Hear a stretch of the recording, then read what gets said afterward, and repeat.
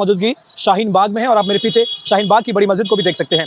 हमारी मौजूदगी का कारण है वक्फ बिल संसद में पास हो चुका है। वक्फ बिल आपको बता दूं कि लोकसभा में भी बहुमत के साथ पास हुआ और राज्यसभा में भी पास हो चुका है। अब वक्फ बिल को इसके पास होने के बाद में इसे राष्ट्रपति के पास भेजा गया है, जहां से हस्ताक्षर के बाद इसे कानून के रूप में प्रस्तावित कर दिया जाएगा। इस वक्त हम तमाम आप देख सकते हैं शाहीन बाग के मुसलमान भाई हमारे साथ जुड़े हुए हैं, इनसे बातचीत करते हैं और इस बिल के अब कानून बनने को लेकर के इन लोगों का क्या कहना है ये भी आपको हम बताएंगे। सर, आप सभी का बहुत बहुत स्वागत है द न्यूज़ पेपर पर। क्या शुभ नाम हुआ आपका? शहजाद अली नाम है मेरा। शहजाद अली जी, वक्फ बिल संशोधन को लेकर के 17 मार्च को हो हल्ला हुआ था, वो हो हल्ला भी समाप्त हुआ। लगातार कहा गया था कि अगर ये बिल आता है तो ये गरीब और ये मुसलमान के गर्दन पर तलवार है, ये ओवैसी जी ने भी कहा था। लेकिन अब बिल ये लोकसभा में पास हो गया, राज्यसभा में पास हो गया और राष्ट्रपति के हस्ताक्षर का इसको इंतजार है, फिर कानून बन जाएगा। क्या कहना चाहेंगे? देखिए, सबसे पहले आप ये समझिए, जो आज सरकार को, भारतीय जनता पार्टी की सरकार है, देश के वजीर आजम नरेंद्र भाई मोदी जी हैं, ये संशोधन करने की जरूरत क्यों पड़ी, ये बदलाव की जरूरत क्यों पड़ी? जो अमेंडमेंट हुआ है, जो लोकसभा राज्यसभा से पास हो गया है, ये नौबत क्यों आई है? इसके पीछे की जो कहानी है उसको समझने की जरूरत है। हमारे देश के अंदर सबसे पहले जो एक्ट बना 1923 में बना। अमेंडमेंट पहले भी हुए हैं, 1954 में हुआ, 1955 में हुआ, 1995 में हुआ, कांग्रेस के टाइम में, ड्यूरेशन था कांग्रेस गवर्नमेंट। उसके बाद 2013 में हुआ, 2013 में भी कांग्रेस। उसके बाद अब 2025 में आ गए आप। इस देश को नहीं, इस पूरे दुनिया को अगर वक्फ का कॉन्सेप्ट दिया है तो वो इस्लाम ने दिया है। जानते ही नहीं थे लोग वक्फ क्या होता है। आप चले जाइए, मैं बिल्कुल शुरुआत से बात कर रहा हूँ। जब ये दुनिया की शुरुआत हुई आदम अलैहिस्सलाम, उसके बाद तमाम नबी आए, उसके बाद हमारे खलीफा आए। पहले खलीफा आए हज़रत अबू बकर सिद्दीक, दूसरे खलीफा आए हज़रत उमर। उनके दौर में वक्फ की शुरुआत हुई। वक्फ होता क्या है, क्यों दिया जाता है, किसके लिए होता है?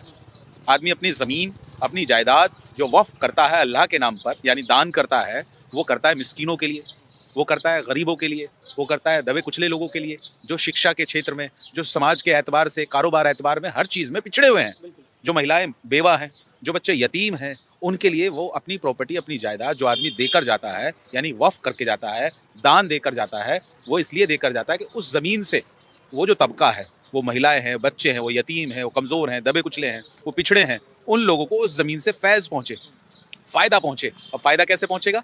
उस पर हॉस्पिटल बने, उस पर स्कूल बने, उस पर मेडिकल कॉलेज बने, उस पर बेहतरीन से बेहतरीन कोई दुकानें बने, कोई मॉल बने।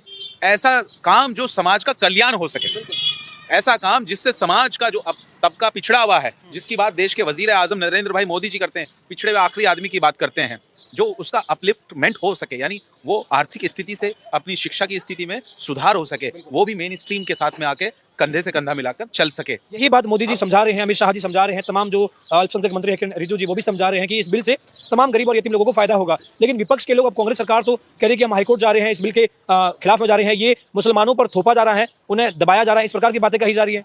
नहीं, पहली बात तो आप ये समझिए, देखिए संसद में पास हुआ है, बहुमत से पास हुआ, वोटिंग 288 के साथ में हुआ है, फिर राज्यसभा से हुआ है, राज्यसभा में 128 वोटिंग के साथ में हुआ है। तो ये कहना कि गैर संवैधानिक, ये बेकार की बातें, ये इन्होंने राग अलाप रखा है, उसको बार बार अपने संविधान को हाथ में लेके वो दिखाना है और गीत गाना है। सारा काम संविधान के, जो संविधान का तरीका है, संविधान के अंदर ही हो रहा है, ये संसद के अंदर हो रहा है, संसद संविधान के तरीके से तो चल रही है। लेकिन विपक्ष के नेता ये भी कह रहे हैं। दूसरी बात, जो जेपीसी बनी, जॉइंट पार्लियामेंट्री कमेटी बनी, पूरा मौका दिया, करोड़ों लोगों के वहां व्यूज आए हैं, करोड़ों लोगों की वहां विचार पहुंचे हैं, ये होना चाहिए, ये होना चाहिए। फिर पूरा मौका दिया डिस्कशन का, चर्चा का, डिस्कशन का मौका दिया। जो जेपीसी के अध्यक्ष बनाए, जगदंगी का पाल साहब नाम है उनका, और मेंबर्स तमाम जो उसमें वो थे, जितने भी राज्यसभा और लोकसभा के, तो तमाम लोगों को पूरा मौका दिया गया अपनी अपनी बात रखने का। तो ये थोपना कि जबरदस्ती थोपा जा रहा है, ये बिना वजह की बात है। अब आप समझिए, इन लोगों के पेट में दर्द होने का कारण क्या है?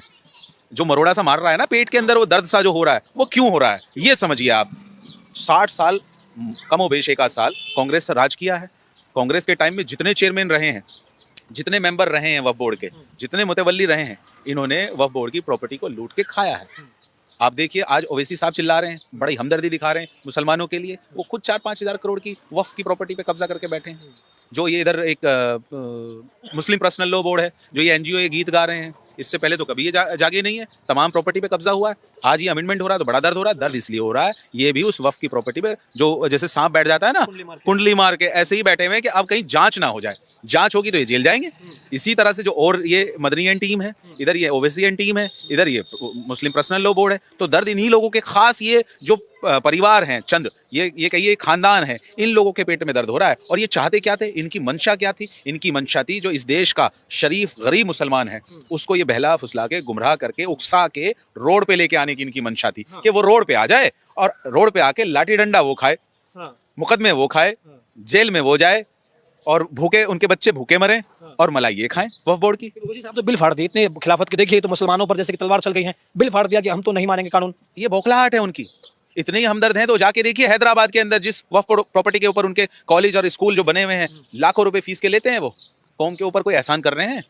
इस प्रॉपर्टी से, इस वक्फ की प्रॉपर्टी से अगर हमारे लोगों का सही इस्तेमाल होता है, जो ठेकेदार बने हुए हैं ना, ये जितने भी ठेकेदार अगर सही इस्तेमाल करते तो आज इस देश के अंदर एक भी मुसलमान गरीब ना होता, एक भी मुसलमान अशिक्षित ना होता।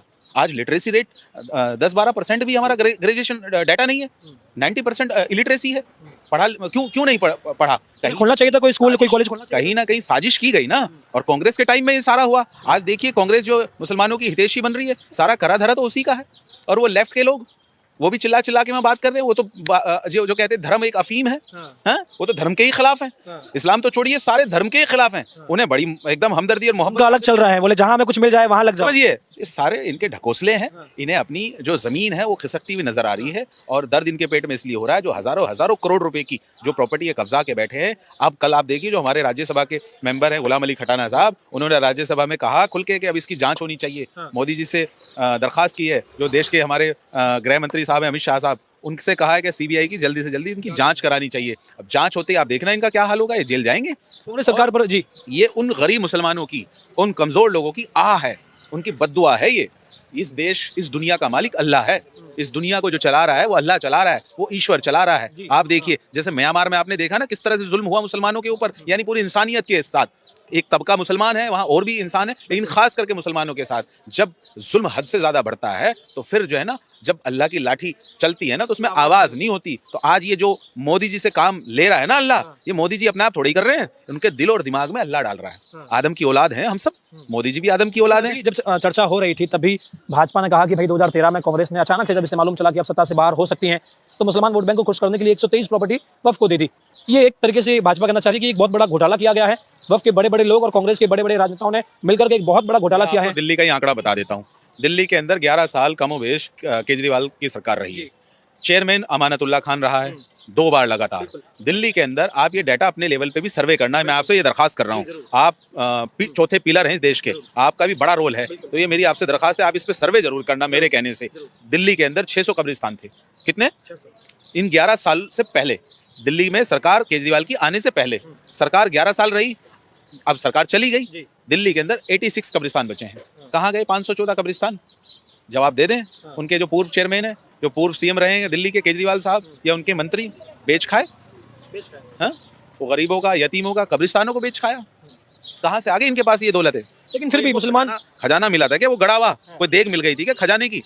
ये जो माल इन्होंने लूट के खाया है, ये वहीं से पैसा आया है। जो दुबई में प्रॉपर्टी बना रहे हैं, बिल्डिंग बना रहे हैं, कहीं कुछ बना रहे हैं, अभी अब एनएफसी और निजामुद्दीन में कोठियाँ खरीद रहे हैं, तो ये सब जांच का विषय है। और मेरी दरख्वास्त है आपके माध्यम से कि अगर मेरी ये बात जो हमारे देश के वजीर आजम हैं नरेंद्र भाई मोदी जी, हमारे जो गृह मंत्री साहब हैं अमित शाह साहब, वहाँ तक अगर ये मेरी बात पहुँचती है तो इन लोगों की जल्द से जल्द जाँच होनी चाहिए। और जाँच होने के बाद दूध का दूध, पानी का पानी होना चाहिए और इनको जेल भेजना चाहिए। लेकिन वक्फ बोर्ड पर जो ये आरोप लगता है कि चल अचल संपत्तियां वक्फ बोर्ड की कई हैं, दिल्ली के कई इलाके हैं जहां पर वक्फ बोर्ड ये दावा करता है कि भाई मेरी संपत्ति है। शाहीन बाग में ऐसे कई संपत्तियां हैं जिन पर वक्फ बोर्ड कहता है कि हमारी संपत्ति है, लेकिन कह रहे हैं कि भाई प्रूफ नहीं है। अभी जब से ये बिल पास हो गया है तो कहा जा रहा है कि भाई ऐसी तमाम संपत्तियों पर अब संकट के बादल मंडरा गए हैं। यूपी में योगी बाबा तो अब वहां से तो फरमान आ रहे हैं कि एक्शन भी शुरू हो चुका है कि भाई जहां प्रूफ नहीं है, पेपर नहीं है, कागज नहीं है, वो तमाम चीजें जो है अब सरकार के अधीन हो जाएगी। तो कह रहे हैं मुसलमान तबके को नाराजगी है कि ये ऐसे तो दिल्ली में भी खतरा मंडरा रहा है, शाहीन बाग में कई संपत्तियां होगी जहां पर खतरा मंडरा। मैं आपको बता रहा हूँ 3 जो पॉइंट है जिस पे एक भ्रम फैलाया गया, हमारे लोगों को डराया गया, जिस पे सबसे ज़्यादा कि जी प्रॉपर्टी छिन जाएगी, ये हो जाएगा, मस्जिदें छिन जाएंगी, मदरसे छिन जाएंगे।